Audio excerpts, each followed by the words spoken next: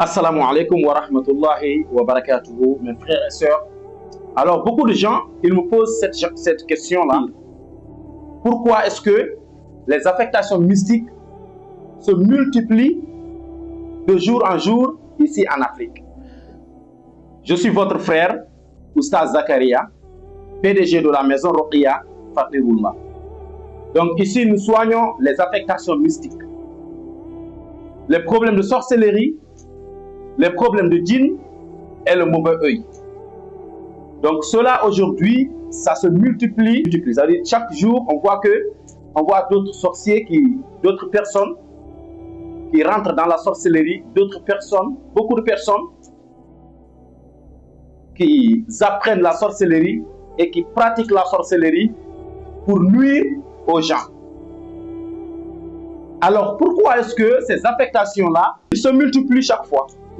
D'abord, il faut savoir que les problèmes de djinn, les djinns, ils peuvent venir par les pactes familiales. Les pactes familiales, ce sont des ancêtres qui travaillaient avec des djinns.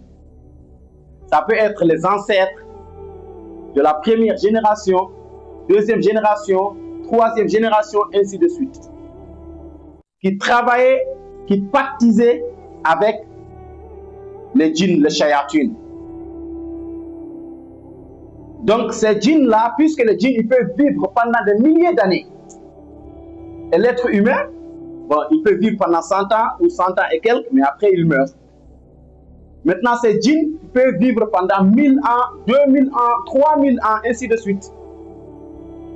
Et ces djinns qui pactisaient avec ces ancêtres, avec ces gens, ces êtres humains-là, avec ces sorciers, lorsque le sorcier ou bien la personne meurt et qu'elle avait déjà pactisé avec le diable, les djinns avec lesquels il avait pactisé, eux, ils vont rester. Maintenant, quand ils restent dans la vie, ils vont maintenant choisir un membre de la famille du sorcier.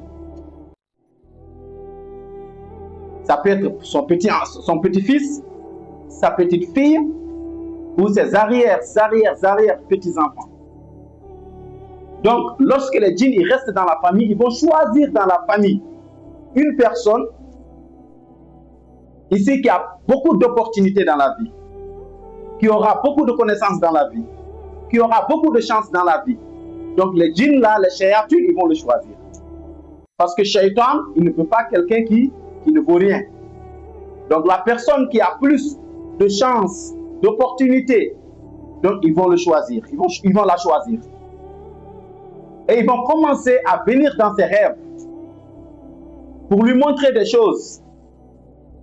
Ils vont commencer à lui montrer des choses dans le rêve, des sacrifices, ainsi de suite. Et ils vont commencer à nuire à la personne.